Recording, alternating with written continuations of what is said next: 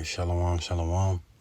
First and foremost, I want to begin this lesson by giving all praise, honor, and glory to the Most High and the proper names in the Paleo Hebrew tongue. I want to say, Call Halayim, La Yahweh, Bahashem Yahushai, Bahashem Rakakadash Ma'amaf. Yahweh being the name of the Heavenly Father, whom the world eagerly and willingly call God or Jehovah. Bahashem meaning in the name of. Yahushai meaning he who delivers, whom the world eagerly and willingly call JC today.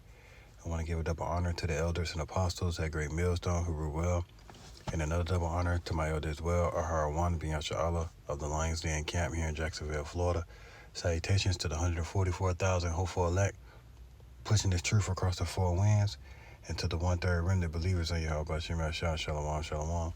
Quick lesson put together through the spirit and power of Yahweh Shema Shah, and I pray that it be edifying. And this lesson is going to be about the topic being Forsaken Wrath, because we're going into the season, Passover season, and entering into the Passover, the Lord's high holy day, solemn assembly. You want to go into it with the right mind and the right spirit, renewing vows, and just thankful that Yahweh Shema Shah allowed you to make it another year, in his grace, because we see many examples on Yahweh Shema Shah not allowing, man to eat of the Passover because they're not eating it worthily. The lesson about forsaking wrath. I'm going to start off in the book of Psalms, chapter 37, verse 7. It says, rest in the Lord, and wait patiently for him. Fret not thyself because of him who prospereth in his way, because of the man who bringeth wicked devices to pass. So, ultimately you have Esau, Edom, the wicked, who's pushing forth wickedness across the four corners of the earth, sprinkling down, and basically resting upon the inhabitants of this world, especially in Babylon, the United States citizens, basically everybody is, running around the earth, with a spirit of they could do as thou wilt, or quick to be angry, quick to hurt somebody, quick to do something to somebody, So, even us being in this truth, we want to stay on our toes, but we want to know and understand that Yahweh Shema Shah is he who blesses us and protects us through whatever.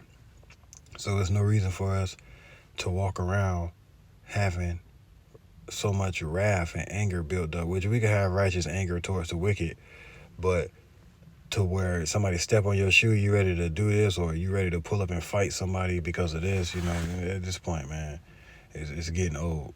Now you just understand that the people are sick, and just let them slide, man. Give them a pass, and if you have to, but if it's a situation to where you have to deal with it, man, you pray to Yahweh Shema Shah, you ask him, to give you the right words and the right spirit to face the situation, ahead of you.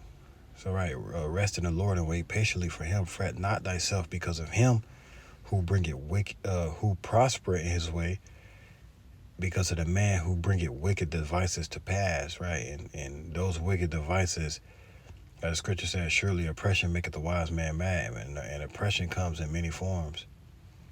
You have a mental oppression. You have physical oppression. You just have a oppression of your woman, basically trying to keep you in a constant state of anger and a constant state of sadness, or whatever the case, whatever you're dealing with. So now we have to understand that, put Yahweh Shema Shah first.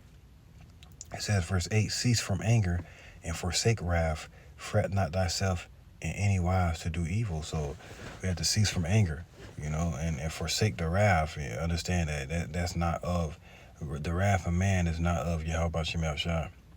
So when you constantly waking up, and the first thing on your mind is who your opponent is, or I'll take it that way, anybody. You see what I'm saying? So that's not the right spirit to be in. You want to walk around and be as harmless as a dove, as a sheep.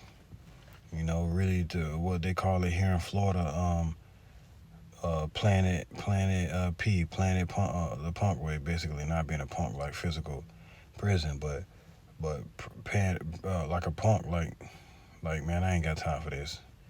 You see what I'm saying? You won. I'll be lame. You can call me scary. You won, whatever the case may be, man. Right now, I'm just in a good spirit. You see what I'm saying? So it says, verse 9. So okay. It says, for evildoers shall be cut off, but those that wait upon the Lord, they shall inherit the earth. So all our people that's quick to do evil, they're going to be cut off. But all those that call upon the name of Yahweh Shem Yahshua, wake up with his waiting on Yahweh Shem Yahshua daily at his doors, those are going to be the ones that inherit the earth. It says, for yet a little while, and the wicked shall not be. Yeah, thou shalt diligently consider his place, and it shall not be. So lucky, man. It's crazy, man. I'm yawning. I'm sitting outside the gym ready to go work out. But it says, right. And thou shalt diligently consider his place, and it shall not be. So it's going to come a time to where the wicked is not going to be flourishing in the earth. The wicked is not going to be prospering in the earth. You know, the wicked is going to be in his rightful place, and that's at the bottom. You know, he's no longer going to influence the whole world to be wicked and to do wickedly. It says, verse 11, but the meek shall inherit the earth and shall delight themselves in the abundance of peace. So, and that's the goal, man.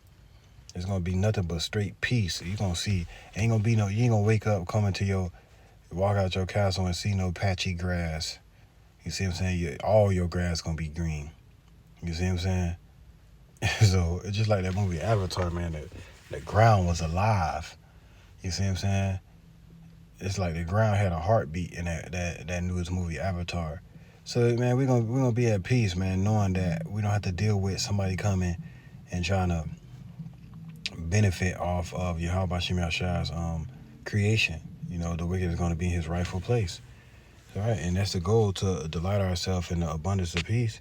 You know, forsake wrath on this side, because it gets to a point to where the inhabitants of this world, they try to keep you in a constant state of fear. They want to keep you in a constant state of sadness. They want to keep you in a constant state of feeling left out, in a constant state of wrath and murderous thoughts. You know, so it gets to a point in time to where you have to learn how to control yourself more. And I'm speaking to myself first and foremost. You have to learn how to control yourself more, because once you get to the point to where you snap, you're going to be in a you see what I'm saying? You're going to lose your mind, and you're just going to do anything. You know, like I just found out one of my brothers got sentenced to life. You know, he got sentenced to life in prison today. You know, so he got sentenced to life in prison. And I remember us being, I'm going to say 16. And me and him was walking. I lived in Riverside then. It's crazy because we teach in Riverside. So I lived in Riverside then. And I remember us walking. And I was talking to him about God at the time. He was like, man, I ain't know none of that God shit, man. He said, I don't want to hear none of that shit. I ain't know none of that.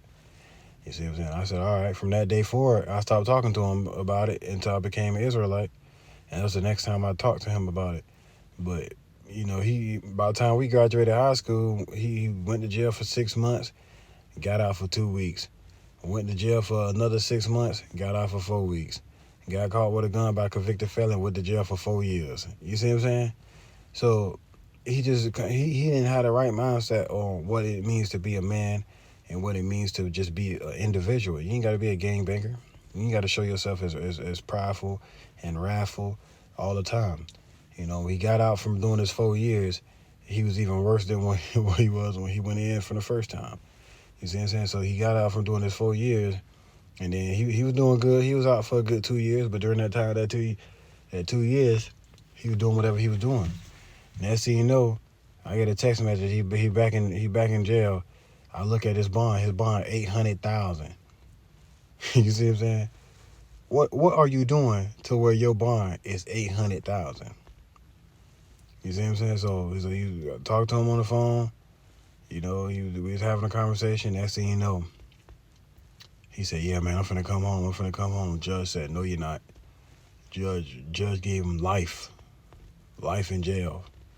You see what I'm saying? For basically his record, his record, and so he basically got life in jail. So when they told me that today, I was like, boy, you see what I'm saying? I might laugh, but that's really like I'm mourning for you, mourning for myself, because that could be me, just taking the wrong steps, being wrathful and going thinking I'm finna go check somebody, and then end up being in a worse situation in jail or in in the spiritual realm. You see what I'm saying? So this is the book of Proverbs chapter 14 and verse 29. It says, he that is slow to wrath is of great understanding. So, man, you want to be slow to wrath, man. You don't want to be quick to fly off the handle and quick to go check somebody. It just shows your understanding. My elder always say, when you understand your power, and he's talking spiritual standpoint, like scriptural wise. When you understand your power, you don't have to go and overpower everybody. So if I'm teaching this word and I understand what I know, every Edomite woman that I see, or I ain't got to beat them down. You see what I'm saying? Because at the end of the day, in my eyes, it's not even important for me to even teach you. We were trying to reach the whole full elect. You see what I'm saying? Or whatever the case may be. So it gets to a point in time to where when you understand your power, you don't have to go around trying to overpower everybody, because, and that could be physical too. Being wrathful. So now you go around trying to overpower somebody, and then the Lord send your match. You see what I'm saying? A boa constrictor. What they call it? A boa constrictor. A goddamn on anaconda. So now the Lord had that anaconda wrap around you. Once the anaconda wrap around you, it's a wrap. You see what I'm saying? He's finna squeeze you. You see what I'm saying? Squeeze you and eat you. Break your bones to his liking, and then he's gonna devour you. So it gets to a point in time to where, wrath is not comely for man. You see what I'm saying? So it says, verse 29, he that is slow to wrath is of great understanding, but he that is hasty of spirit exalteth folly. So you exalt folly when you hasty of spirit, to quick to, and that's what I grew up around, man, in Chicago, man. That's what I grew up around. This person over here got 40 cousins. This person over here got 13 brothers and sisters and 29 cousins. That's how it is in Chicago. So his cousin came over here and spit on my cousin and got beat up, right? So his cousin ain't finna say, well, you should never spit on him. They ain't gonna say that. They coming over there ready to fight. They ain't, you know what I'm saying? Bullies are being trained and raised, from what I seen growing up in Chicago. You see what I'm saying? So it gets to a point in time to where it says, he that is hasty of spirit exalted folly. It's just all folly, man. That thrill. That thrill of being in danger. You see what I'm saying? Now, if somebody doesn't spit on somebody, it turn to bullets being shot back and forth. So just get to a point in time where we have to separate ourselves and come into Passover with a certain mindset. And me personally, that would be my mindset. Whatever Yahweh Shema Shai got planned for me, man, for this Passover that he want me to file. Somebody, man, it's 150, 123 to 1, and somebody out here playing their music somewhere on loudspeakers. I don't know, man. So I don't know if I can hear it on here, but Salakia.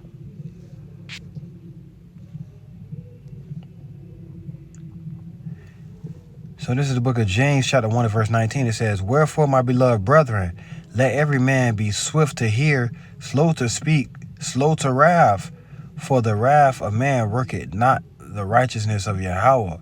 So, right, it is not, the wrath of man is not working the righteousness of Yahweh. When 2/3 of our people come, when the elect come and they sick and they need healing, we have to have the right words and the right amount of patience to heal them. You see what I'm saying? But sometimes you get mad. You get mad because, you know what I'm saying, you got to tell a nigga something 50 times. And 50 niggas then came up with 50 different types of BS. You see what I'm saying? Like the Jake that came to the camp last week or the week before that. He came up, as soon as the females left, he left right with them. He wasn't out there for the Lord, man. He was out there, looking for some females. So it gets to a point in time to where we have to have the right spirit when coming to serve Yahweh Shema Shai and, coming into to eat of the Passover. We want to make sure that we're eating it worthily. You see what I'm saying? It's Salakia, man. It's my stomach. But it's all good, though. right, this gonna be the last precept, man. Then I'm going about my day, man. I pray it was edifying. But this is the book of Ephesians, chapter 4, and verse 26. And it says, "Be ye angry and sin not." Salakia. Right, it says, "Be ye angry and sin not. Let not the sun go down upon your wrath, neither give place to the devil." So, right, if you having a situation to where you mad and you going through it, Satan to be right there trying to basically egg it on, throwing wood on it, and that wood can be via thrown on it by your wife, your children, your family members, just a random person at work, a random person in the gym. You see what I'm saying? So the Lord said, "Be ye angry and sin not." Don't let your anger cause you to do something. Just do something. Do something stupid. It says, "Let not the sun go down upon your wrath." So, don't sit right here and be dwelling on anger too long. And that was a problem that I had. I'd be angry for 3 years straight. You see what I'm saying? I'm mad about 3 years straight, and I'm beefing with a family member 3 years down the line. So it gets to a point in time to where now, bro, you stupid. How are you in the spirit? Which back then, I was, in the world. But it gets to a point in time like now knowing the truth, how are you in the spirit? If Yahushua ain't move like that. Yahushua, after he was going through everything he went through, he said, "Forgive them, Father, for they know not what they do." You know what I'm saying? And he, just let's just say when slavery came around, they felt what they made our Lord feel. You see what I'm saying? They finna feel it again. They probably felt it 100 times over. Going through it. But right, man, when it's all said and done with, forsake wrath, man. Whatever your problem is in this life, man, try to work on it. When the Passover come, the Passover is a time, to serve Yahweh Shema Shai and to work on yourself. Work on something that's going to make you closer to Yahweh Shema Shai, to where he could put more on your plate, knowing that you can handle it, man. So I pray this lesson is edifying. Shalom, on to the next.